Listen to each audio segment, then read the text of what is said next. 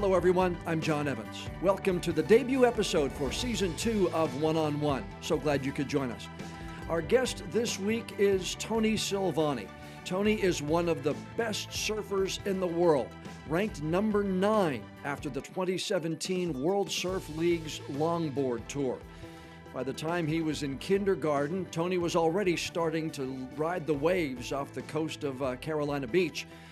He was winning competitions as a teenager along the East Coast and even won a gold medal representing his country.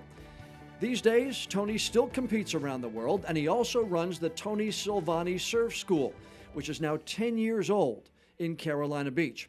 All that is a great career, especially for someone who was born hundreds of miles away from the nearest ocean.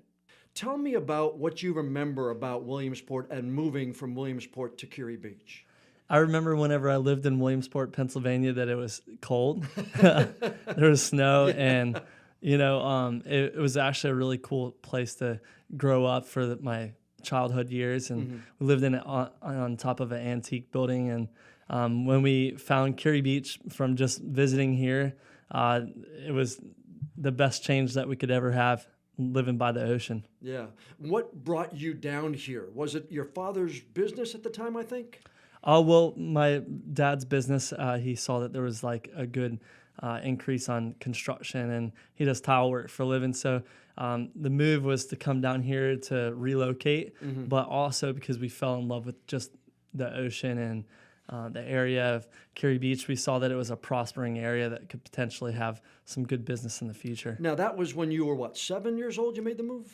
Roughly around 5 or 6, actually. Oh, okay, actually earlier than that. Yeah. So when did you actually get on a surfboard for the first time? Take me back to that first day you ever got on a surfboard. Right around like 5 or 6 years of age, I was on a surfboard. Prior to that, I was on a bodyboard, getting pushed into some waves and standing up on the bodyboard. And, my brother was a phenomenal surfer and still is. And we pretty much were surfing with some friends from Curie Beach, Corey Mullen, and he got me really into the sport. So, I can always give him credit for that.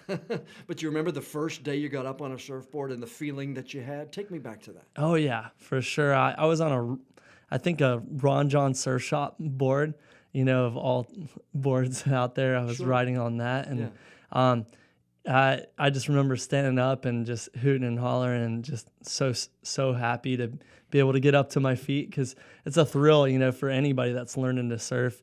If they stand up on their first wave, it's just the best feeling ever. And I imagine, since you now do it for a living, it was a feeling that you'll never forget. Oh, most definitely. I mean, once I hit the water, for the first time, I was just like, this is just the best sport ever. I need to continue to do it, and fell in love with it. I mean, there's so many people at the beach, riding the waves. Sure. But there's a difference in riding them for fun and then starting to compete. What got you into competing? Because it wasn't that long afterwards. I guess you were 7 years old when the Eastern Surfing Association, you entered your first waves? Yeah, I'm competing in all the events in the Eastern Surfing Association for the Southern North Carolina district, and that got me really interested into competitive surfing. And it was the foundation of where I started from early on as a young kid. And I was pretty driven with competitive in all sports, Yeah. So I think it really came down to some of my friends that really pushed me into competing, and then my family has always been behind me. They always came to the competitions and cheered us on and supported us. But your family did more than that, though. I mean, your family in a van traveled everywhere from Maryland shore to Florida. I mean, Mom really sacrificed to take you to a lot of these places. Yeah, my entire family, my mom and my dad, and my brother and I would compete in every contest that you can imagine. And it was a great journey as a young kid. And thinking back to it, there's just been so many great friends that have put so much effort and support, especially Greg Rupp. He drove me from Ocean Isle Beach, from his dentist office, all the way down to Florida 20 to 25 times a year to compete in the NSSA competitions in Southeast Florida. And I remember just sleeping in his little camper van up on top of his truck, and we'd pull up, show up at the contest, surf, and then compete all day on Saturday, Sunday in the morning, compete all day, and then drive back and get ready back for school. So Monday morning was a pretty quick trip. I was going to say that's a pretty quick turnaround for a young man, but you really had the desire, even at that point in time, to want to do this and really want to get serious about it. Because, you know, kids do it for fun. They're travel basketball and travel baseball and travel hockey. But to take that step from playing it and surfing for fun and doing it for a living, when did you make that decision? When I was in high school, I always had a goal, like right around 16 years of age. I wanted to be a professional surfer. And I think right whenever I found out that I could do it is whenever I won my first, I won prize money in a surfing competition. And at that point, I knew that that's something that I was, you know, putting a goal towards, that I wanted to achieve some, you know, higher surf events. But I've always loved traveling, and I guess just over a period of time, I ended up getting to do better in competitions and get more surfing accolades. But it's just such a fun sport, you know? Yeah, especially when you're good at it like you are. It's a lot of fun when you're good at it. How much work is there in improving? I mean, I look at surfing going on out there. I see, you know, the boards come down and everything like that. But how do you watch it, and how did you see what you needed to do to improve? In order to improve, you know, I felt like with my mom videotaping my brother and I, it allowed for us to critique our surfing and just our overall style and performance on the wave. And it shows you what you can, you know, improve on. And speed, style, flow, you know, those are all key, you know, things in competitive surfing for, you know, the repertoire for getting judged on a wave. And you know, I feel like your overall surfboards, you're always finding out certain weights and of the boards and the type of, if it's epoxy or polyester, you know, surfboard, whatever surfboard works best in the conditions, you know, based on the wind. And there's so much that goes into it, but it's, you know, practice and surfing different locations with bigger waves. So that's the way that you can progress with the sport. But there's just so many young kids that are up and coming, and the next generation is on your heels all the time. If I'm on the beach, tell me what I should look for in watching somebody surf. Should I look for the fact that they don't stop, that they can ride it for a long period of time, that they do different moves? I'm a layperson. Describe to me how I should watch a surfer to know if he's good or if she's good. Well, there's a big difference in shortboarding and longboarding. Shortboarding, it's more radical, and there's more high-performance maneuvers.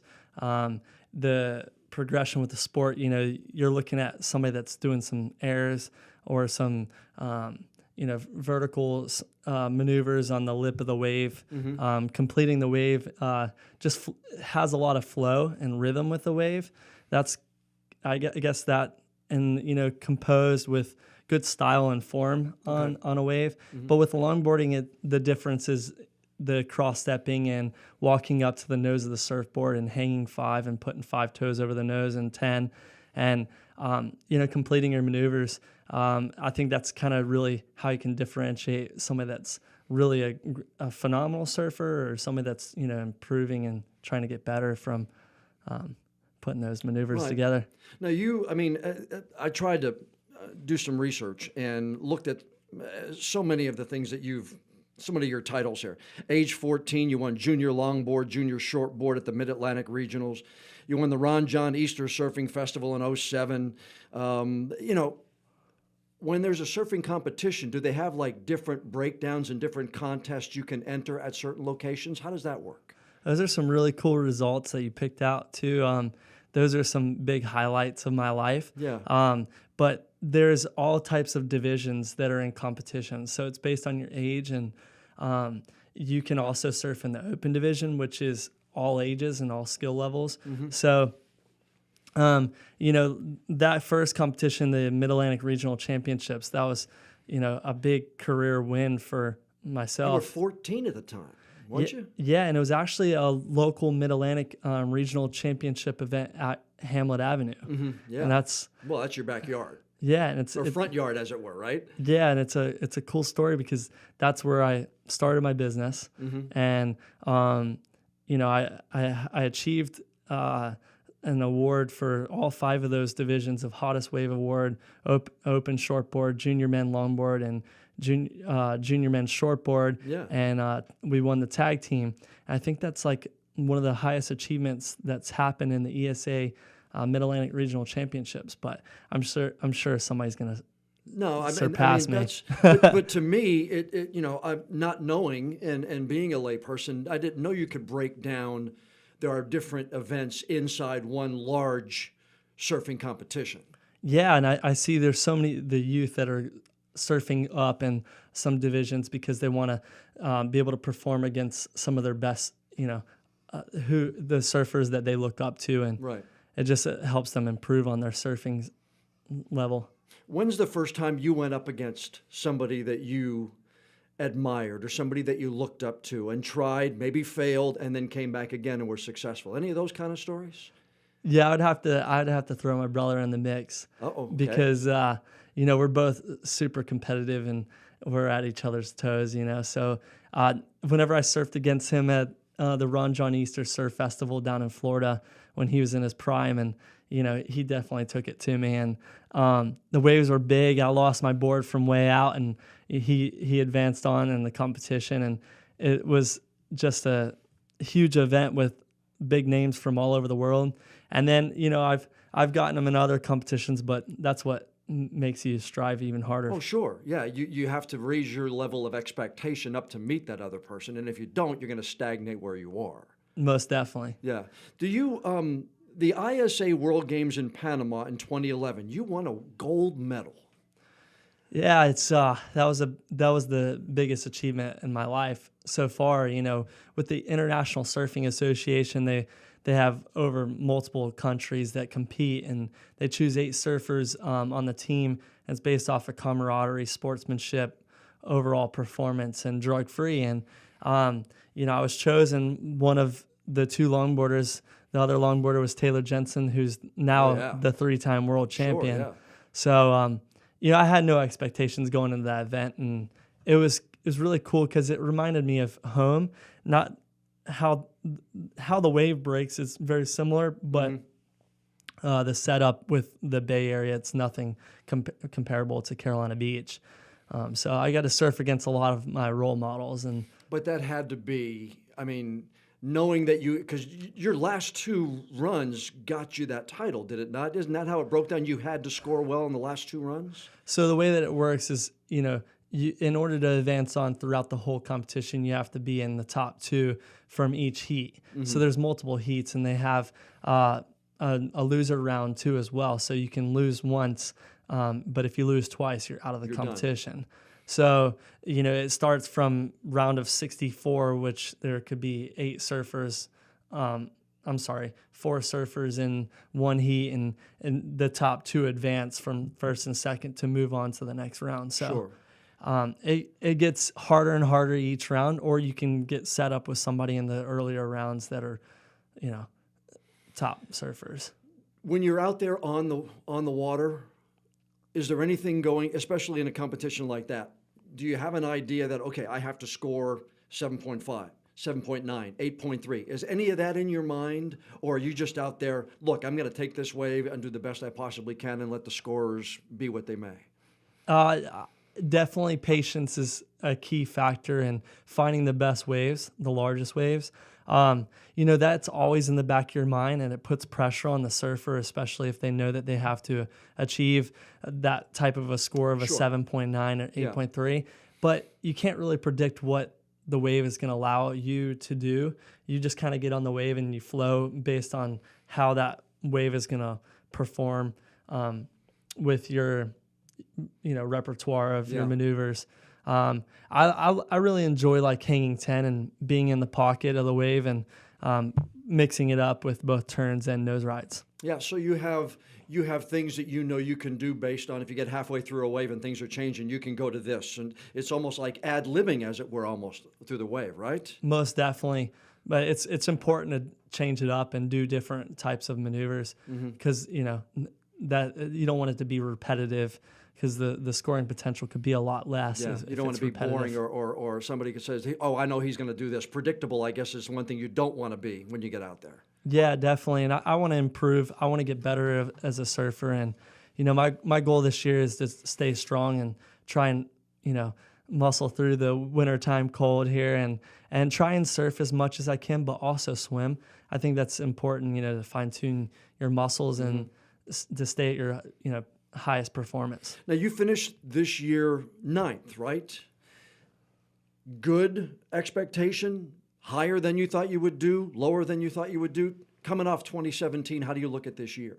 Actually, I in the year 2016 in China, it was only one event to determine who the world champ was, and I got beat by a wild card from Peru. He's a phenomenal surfer. But, my expectations were to do better because I got equal 25th last year. But however, I've qualified for the World Tour for 8 years in a row, and I think this is my 9th year. Yeah. So it's a big achievement to stay on tour. But my ultimate goal is to always try and win a world title. That's my biggest dream. And I feel like I'm at that capabilities of being able to do it, but I just have to perform well at the events and stay healthy and try and catch the best waves. You were 5th one year, right? Is that the highest you placed? Yeah, I've actually had probably about 3 or 4 5th place results in the world. Yeah. So I was looking back at my results because I just typed up a resume just recently. Oh, there you go. You're not going anywhere, are you? You're just updating the bio? Is that what you're doing? I'm seeking sponsorship. So, okay. Yeah, I really would love to, get on board with some sponsors that could help out to, provide for travel funds or, wear their product and promote their brands worldwide. I'm so satisfied with the boards that I'm riding. Stewart's, changed my life, and and I will continue to ride their boards until they're no longer around. Right. How important was it to open the surf school in 2008? It was really important. As far as running a business, it devotes a lot of your time. And, I didn't want to be out of my parents' wallet, and it was important for me to find a foundation where I could provide for myself, but also to fulfill my dream of being able to compete competitively. Surfing with longboarding, it's not as lucrative as shortboarding is, and it's hard to really stay afloat. And so you see a lot of surfers that run their own businesses in order to get them to that competition. Yeah. So I really enjoy, not just based on the aspect of running the business, I really enjoy being in the water and teaching people how to surf and showing them the sport. It's so exciting to see them ride their first wave, and a lot of people visit Carolina Beach and they come back year after year. So you get to see a lot of kids and adults of all ages come learn to surf and say hello. There was one blogger I found who said, and I quote, "I have never seen a surfer get as excited about teaching a 5-year-old as Tony Silvagni." Oh, that's awesome. I think a lot of people see the memories of all these young kids coming to learn to surf, and some of them, get on the board and they go tandem surfing with me, and I'm able to balance while they're on the front of the nose of a board or somewhat up towards the nose of the board. But it's exhilarating, to be able to drop in on a big wave and hold a kid up, especially when somebody's really has a lot of fear in the ocean. You enjoy coaching. That's one of the things you've said, is that you enjoy that. So when you have somebody write something like that, because you're out there with their kid in the water, I mean, they've got to take a step back, but that's got to be some of the highest praise you've ever received. It really is. I've taught, some kids that have no verbal communication that are autistic, and, I've worked with all types of people, and I also do advanced surf coaching, and I have a group of kids that I actually sponsor locally, and they all compete in the local events, and the youth is going to be bright for the future for a lot of these kids around here. Yeah, you better watch teaching everything because they're going to be the ones that are competing against you out in the waters pretty soon. No doubt. How much did you enjoy, because surfing is an individual sport, how much did you enjoy the surf club at UNCW when you went there? Because you had a lot of success there, but then it's almost like a team concept, so it had to be different for you. Yeah, the camaraderie of being on a team to root each other on was a lot of fun. I actually only got to compete on the UNCW surf team for the final year of my college, which was in year 2012. And we got to compete on an East Coast event down in Florida, and we were probably about 8 consecutive years where we were the East Coast champions. Yeah. So leading into the event in California at Salt Creek for the NSSA Collegiate Longboard and all the other divisions, I felt like we had a great chance of winning. Well, sure. I would think so, yeah. But when you get out to California, the level of surfing they excel. I mean, And why is that? They get to surf so many great waves. And one thing that really sticks out to me is that their PE is a surfing class. So they get to go surfing for PE. Oh, there you go. I would love to see that come over here to the East Coast for a lot of the students. For them to go and wake up at 7 in the morning and go down to the beach and surf for an hour, and that's one of their credits. Yeah, and you get an A for that. I would take that in college. I would be good. I'd have taken that one. A couple of things here. You were Eric Roberts' stunt double for surfing in a movie. What was that like? It was pretty interesting. My hair was gray. They had to take 99% alcohol in order to get the dye out of my hair. It was cool because we both had to wear the same wetsuit, and I had to go out and perform and surf. And they had a backdrop of the back of my head, and I'm surfing on a wave, and I was on a really small shortboard. And Eric Roberts didn't really like the ocean as much. Yeah. But his Julie Roberts was there, and it was a cool beach house down there in Cary Beach. Yeah. And that had to be a neat experience, just to be part of that whole production. And you watch that movie A Perfect Summer later, and that's not him, that's me. That had to be a fun experience. Oh, definitely. But I give them a lot of credit. They have to get up super early and to perform the same act over and over, and film, and just like what you do, Oh, well, that's I just have a big mouth. You had all the talent to get out there on the board. You've actually used surfboards to rescue people offshore as part of just Carolina Beach and volunteering, and you're part of this community. That's interesting to me that you actually closed your school one day to help out, didn't you? Yeah, really big day. Waves are like 6 to 7 feet. And I remember everything from that day where I canceled a lot of surf lessons. A lot of people wanted to take the lessons, and conditions were too rough. And I went out and I saw all these people drowning from to the south and to the north, and I was able to take a soft top board and paddle out 200 yards past the break. And it was a big day, and there was a lot of rip currents, and a lot of the people that were visiting in Carolina Beach weren't paying attention to the no swimming signs and listening to the lifeguards. And we were able to save every person that was, near drowning. Yeah. So it was an honor to be able to receive the Life Recipient Award in Carolina Beach, and they recognized me for it. And I really love the ocean, and a lot of surfers save a lot of people's lives that are drowning.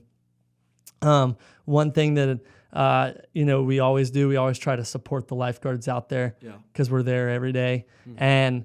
And we've raised a lot of money to buy life-saving boards for Cary and Carolina Beach. Yeah, but that had to be, again, you have come down here and you've really made this your home, and to go out there and try to help people who you didn't even know.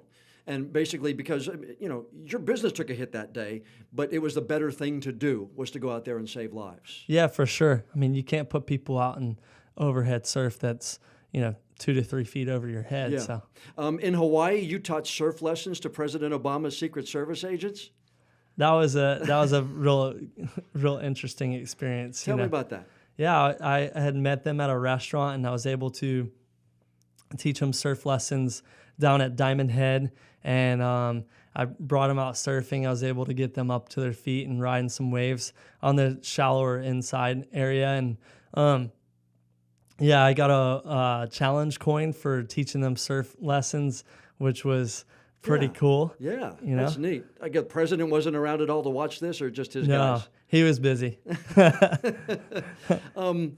You coordinated the Greg Marshall Surf Contest. Tell me the story about that. He's a big person in your life. Yeah, the Craig Marshall Memorial Surf Contest, he had passed away. He was on the opposite side of the pier, and I guess supposedly he was up there with some friends, and he had drifted into the pier and lost his life surfing. And, I actually met a close local friend, and him and I put it on together, and I believe he was a cousin to the family, and it was a surfing tournament.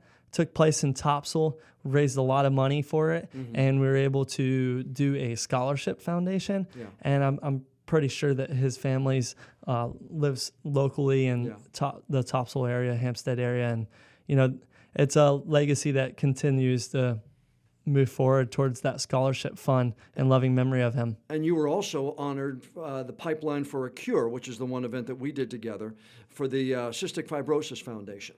You were there that day, and we had that was the first one we did, the Pipeline to a Cure. You were honored there. How much does stuff like that mean to you? It means a lot to me. To be able to be an honoree for the Cystic Fibrosis Pipeline to a Cure event.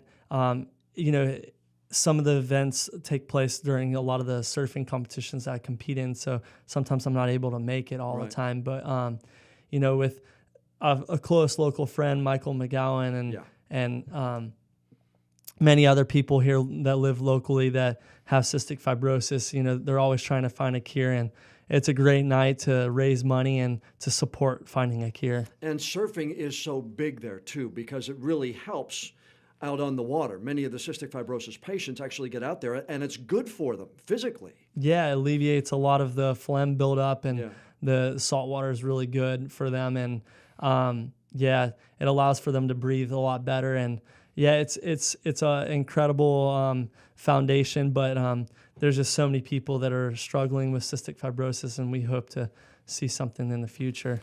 Tell me about your brother, Andrew, coming down with Lyme disease. You said you looked up to him as a competitor. You surfed with him, grew up with him, obviously. When that happened, how did that change Tony? Well, it's always been a challenge because he was a straight A student going to school at UNC Wilmington, and finding out at age 21, at his peak of his competitive surfing, and he was winning in so many competitions along the East Coast, and we were traveling, and it was like always from one event to the next event. We would always compete in competitions and stuff, and then he had not been at a lot of the events past then because he was trying to fight the Lyme disease, and it was a real struggle for our family as a whole, but he's doing a lot better right now. Mm-hmm. Did it change you in any way?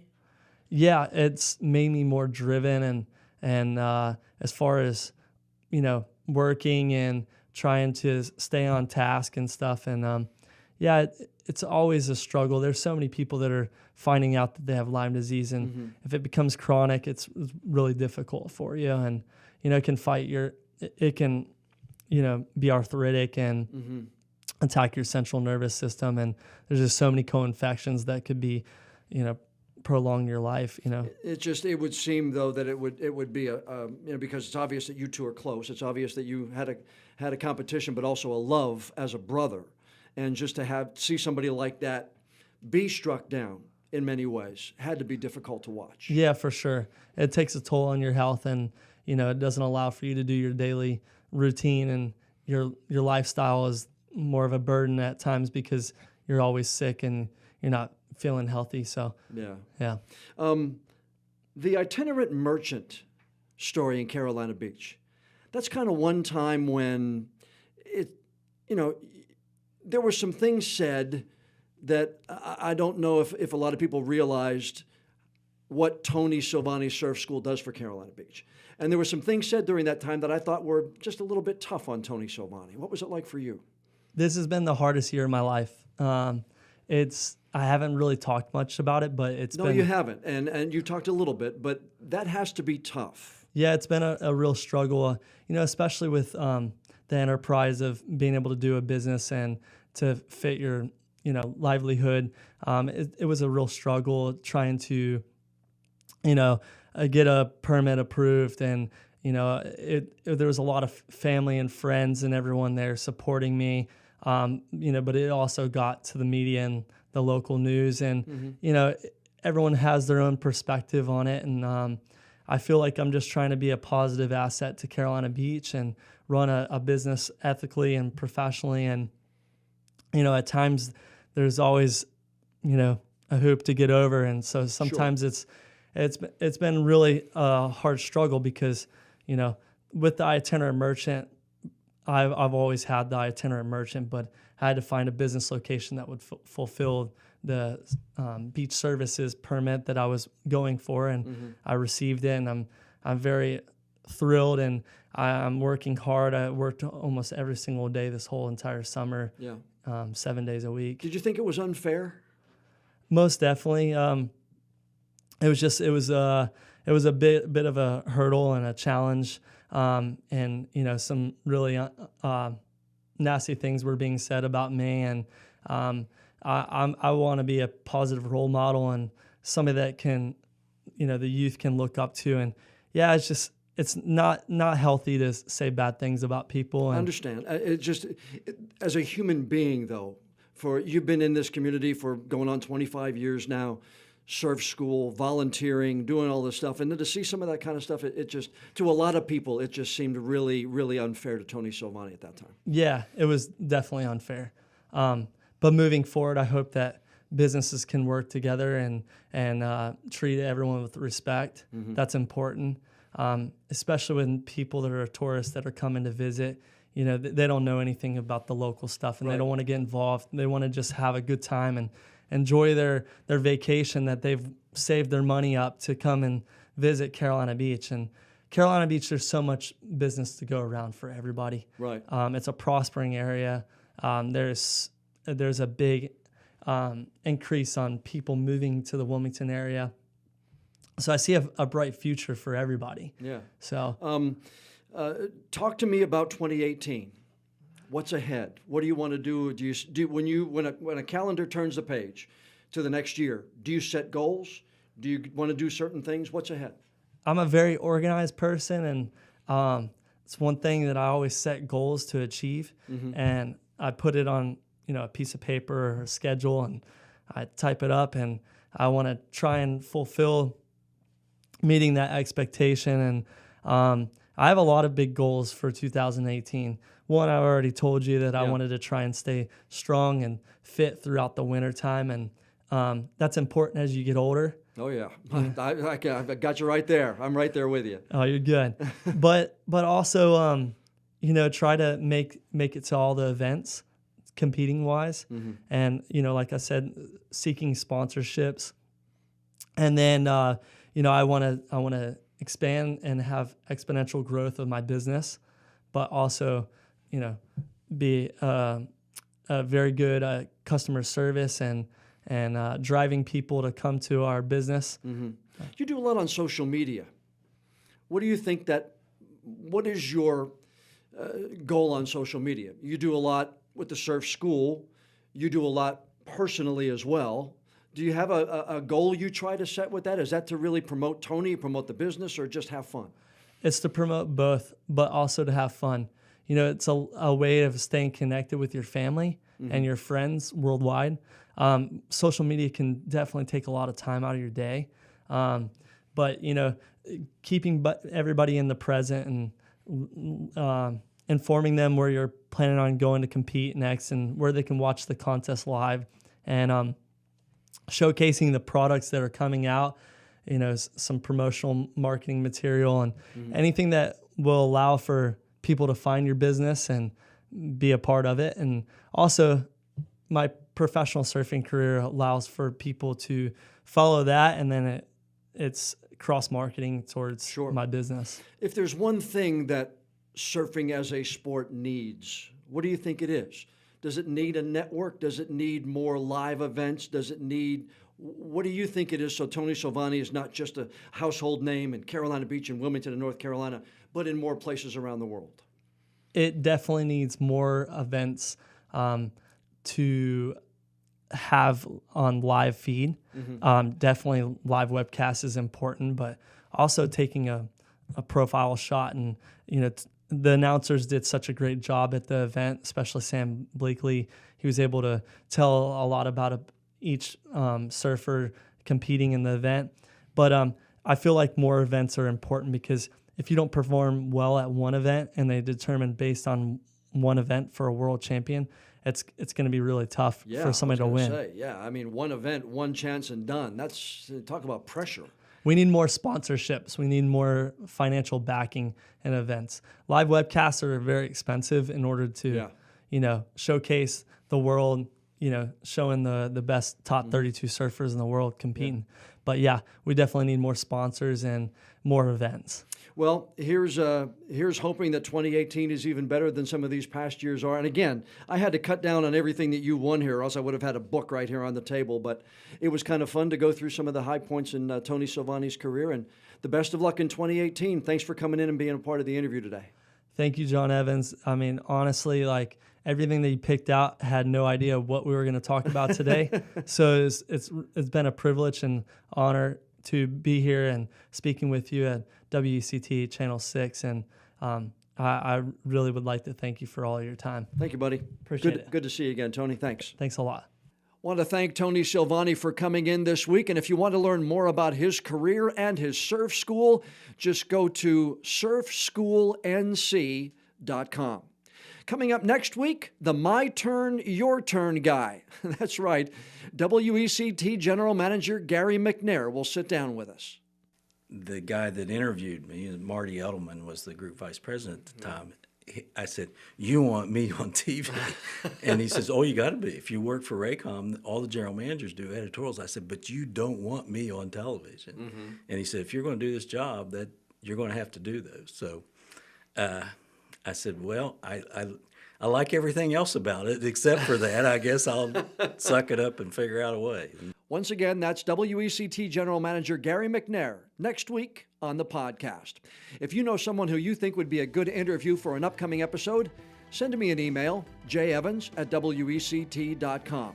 And if you do me a favor and leave me a rating or a review, whether you listen on iTunes or SoundCloud or another platform, send me a screenshot of that review, once again, to jevans@wect.com, because every week I'll be pulling out one of those lucky reviewers, and I'll be sending you a WECT travel mug.